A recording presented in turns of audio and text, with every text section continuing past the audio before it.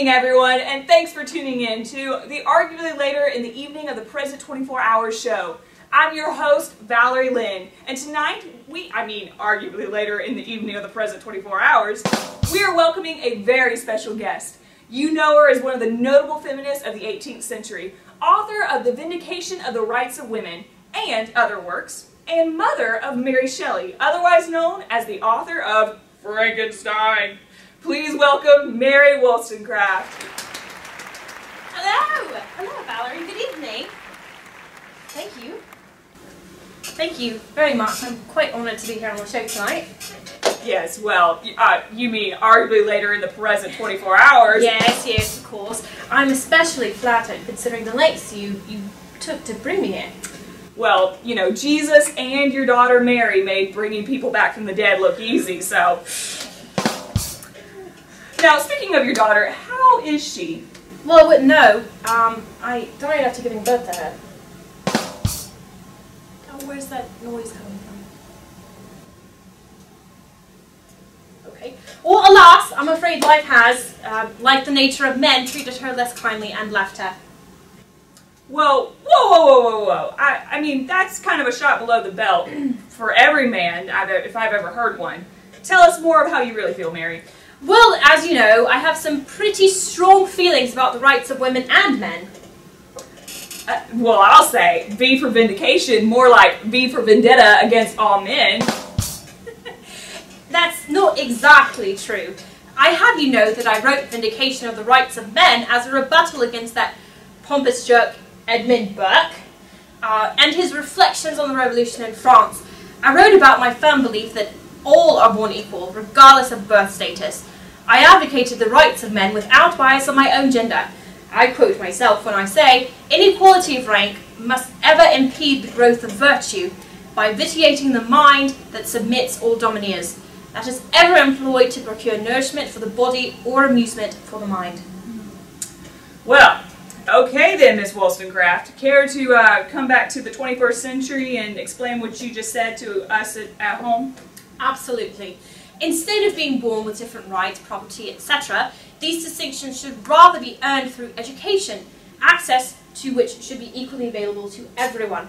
This does not only mean that the poor should be given the same opportunities as the wealthy, but also that kings and queens should not be elevated over the rest of society. Of the 7 of us children, only my dear brother Ned received a formal education. My education is haphazard from my childhood. A clergyman and his wife taught me the Bible, and I also studied Shakespeare and other ancient works. Later in my life, I opened a school for girls that eventually collapsed, unfortunately. I learned many lessons about education from that experience, which I allude to in my other writings. I believe that the skill of critical thinking is essential for all women and men to have. I quote myself again, above all, try to teach them to combine their ideas. It is of more use to them than can be conceived. For a child to begin to compare things that are familiar in some respects and different in others. I wish them to be taught to think. Thinking indeed is a severe exercise. Thank you, Mary. So, considering your firm view of power, like other privileges, is not a birthright, but rather is earned with education, would you then agree with the statement that leadership could then be achieved after acquiring said education? Education is important in leadership, yes. But leaders must pursue education for the sake of obtaining virtue and morality to become wise, not just for the sake of obtaining knowledge to become smart. As I argue in my publication, Thoughts on the Education of Daughters, with reflections on female conduct and the more important duties of life. Mary, I must say you have a way with abbreviating titles. As I was saying, I argued that education should be utilized as our way to train up our children in the ways of virtue. Parents have the duty to ensure that reason, cultivate and govern those instincts which are implanted in us to render the path of duty pleasant. If they are not governed, they will run wild, and strengthen the passions which are ever enduring, endeavoring to obtain dominion, vanity and self-love. Boy, you are sure good at quoting yourself, Wollstonecraft. Tell us more about what you believe about power in society. Well, from what I understand about the 21st century, there are yet many hurdles that women must overcome to obtain positions of power. Glass ceiling effect, yes? I mean, women certainly are considered more equals now than during your time, Mary, but just like you projected would happen in your prose, and historical and moral view of the origin and progress of French Revolution and the effect that it has produced in Europe, the social and economic impacts of heterosexual relationships based on friendship and equality are a society in which the division of labor is kept to a minimum. Furthermore, the sexes would not only be educated together, but encouraged to work in family unions. However, I agree with you that there is still a glass ceiling in some fields of work. Now, because women are basically raised and educated during your time enough to become, in your words, empty-headed playthings in marriage, you believe that this would result in a morally bankrupt society. Would you say that this outcome has perhaps transcended into society today? In some senses, yes, Valerie, I do. Whereas today women are given the opportunity to receive an education and be viewed as somewhat equals to men, society has yet been robbed of its morality because of the dysfunction in relationships. This is particularly observable in the sanctity, or lack thereof, in marriage. My greatest argument in all of my works is that rationalism and reason should reign supreme. Is it rational that entire marriages be ripped apart because of financial irresponsibility, infidelity, or worse, change of emotions? I speak from personal experience when I say that I understand that it is difficult to control passion with reason. My former lover, Gilbert Emily, showed me that. This is why I contend that marriage should be based on more than passions that can come and go. Friendship and commitment is a much better basis for marriage.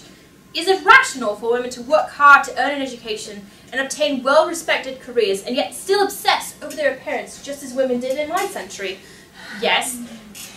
Women may now receive more equal opportunities to rise in society, but for what result? To in turn work harder for acceptance and love, and other ways to squander virtues so as to be viewed as attractive and desirable? There is no more fibre to today's society, partially because it is not being incorporated into education at an early age as it should, and partially because it is not being taught and modelled in the home, also as it should. If one seeks a truly moral society, the family has to be changed. This in turn requires a complete change in the nature of the relationship between men and women before and within marriage. Only a sound upbringing of both the sexes can secure that. Preparing our children to become upstanding citizens should be the main business of our lives. Virtue, above all else, should be our aim from birth to death. Interesting. Now tell me, Mary, what would you say should be every modern leader's greatest priority in leading a society? Interesting question. I believe that universal benevolence is the first virtue. In one of my most recent texts, I dreamt of a society in which small businesses and farms would provide basic instead of excessive needs. Modern leaders should aim to lead their societies towards the goal of selfless service to the neighbours.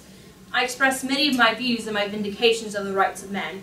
Burke the Jerk preach patriotism, politeness, and polish, which I believe are means to shelter hypocrisy, egotism, and greed. I, however, emphasize clear-headed thinking and independence beyond our systems of patronage, thereby making me the exhibitor of those considered manly virtues that Edmund Burke does not possess. This is why I praised Richard Price's arguments in his Discourse on the Love of Our Country. We both agree that true patriotism is the result of reason, not the undirected impulse of nature ever tending to selfish extremes. I also agreed with Price's defense of Christianity as a prescription of universal benevolence against those who argued that such a sentiment is incompatible with the love of one's country. Edmund Burke. My dear acquaintance Burke was blind to man-made injustice and poverty in his effort to promote what he called patriotism. Considering all the global issues that are present today, leaders should implore each other to join together and serve the international society. Before I begin my rebuttal, Mary, and don't worry, you will be asked to leave the set before I do. What? I would like to ask you to share anything else pertaining to what you believe about leadership and current society that we haven't yet covered. Of course, of course. I'd like to share one more thing from my writings that I believe is crucial to what I believe about your generation, if I may. I believe both the mind and the body need to be exercised and shaped so as to face the hardships of life. Your generation neglects to exercise both of these because you are adamant to be your own ruler, and in doing so, you free yourself of the responsibility to pursue self-discipline. What is the greatest challenge that a modern leader faces today? I believe it is overcoming what your society may call independence and liberty, that entitles them to choose laziness and selfishness over service and selflessness. You see, current society is so bent to be free to choose what is worthy of their time and effort, but without self-discipline and virtue as a foundation of liberty, men are free to neglect their obligation to one another, and thus society begins to deteriorate.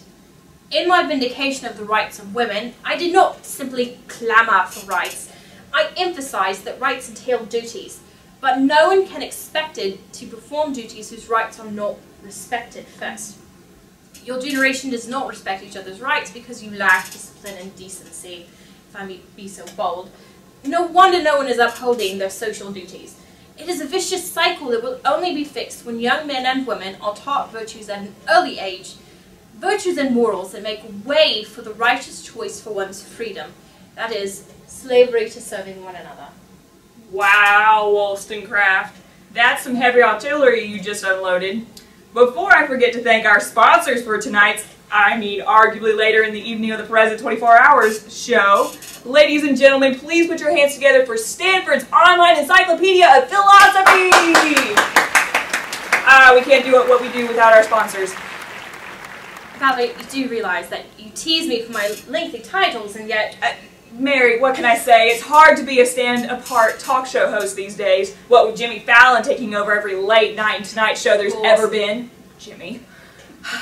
Now, Mary, this is the part of the show where you say goodbye and I talk behind your back about what you believe.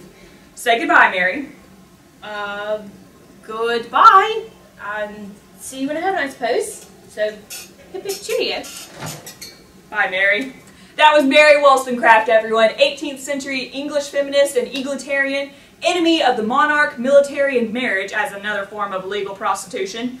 Now, Mary had some interesting views on society today, and to be quite candid, I agree with her in some ways. For all of you folks at home still listening, I will now begin to share my rebuttal to our guest philosophers' perspectives. In regards to her views on education's purpose, I agree that goodness can and should be taught at a young age. However, considering the reality of today's education system, which is more concerned about being competitive and cutting edge, I'm afraid that it's not realistic to incorporate virtues as a footstone for education without a serious change for the goals of education.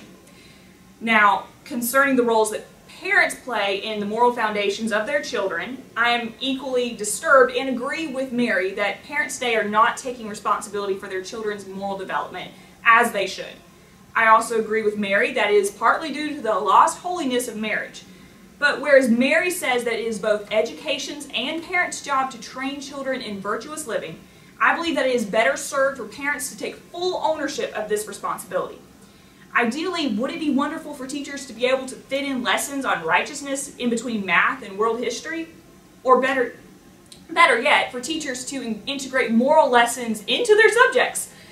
Yes, but is a child more likely to exemplify the behaviors taught during the 7 hours of their day at school, or rather copy the behaviors modeled by their parents and caregivers at home during the other 17 hours of their day?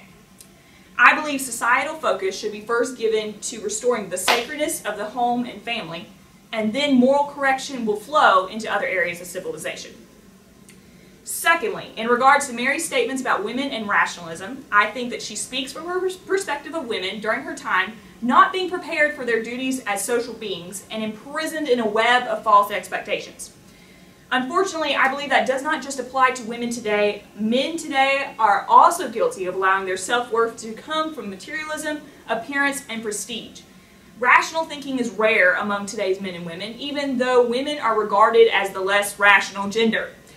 But whereas Mary thought that rationalism is the best way to think, I firmly believe that reason should be balanced with emotionally engaged thinking. Thank you, Tony. Meaning that we should seek to be able to utilize both our emotions and logic to make decisions. Mary recognized that she struggled to control her passions with rationalism when she was yet in relationship with Gilbert Imlay, an American author who eventually rejected her, jerk, and yet she remained firm that reason should rule supreme. I propose that our previous passions and emotions can serve us in making future sound decisions when we share them through storytelling. Third, in reference to Wollstonecraft's beliefs about universal benevolence and patriotism, I think I agree with her. I believe today's leaders are called to be global citizens, but I also think it is important for leaders to keep local values and traditions as part of their cultures. If patriotism is being proud of one's heritage and culture, then leaders should be patriots and lead their communities in preserving the best parts of their culture. But if patriotism is what Mary said Edmund Burke described, or as an excuse to be self-centered and ignore the needs of other nations, then modern leaders should be a part of the revolution against patriotism. Universal benevolence is a lofty wish, but I do think modern leaders can be a part of leading others to become more aware of international problems and willing to make a difference. And finally, in respect to Mary's beliefs about the importance of exercising the mind and body, I couldn't agree more. But whereas Mary probably sees our generation as doomed to laziness and greed because of our lack of discipline, I believe we are actually a generation of extremes regarding discipline. Whereas some of our generation are slaves to our flesh and use our freedom to choose idleness, others of us are slaves to our desires and use our freedom to elevate ourselves through achievement. Some are accustomed to exercising our mind or body not for the sake of facing life's hardships, as Mary believed we should, but to perpetuate their own success and self-worth. I am guilty of this, using self-discipline for selfish purposes in the same way that those who lack self-discipline can live selfishly.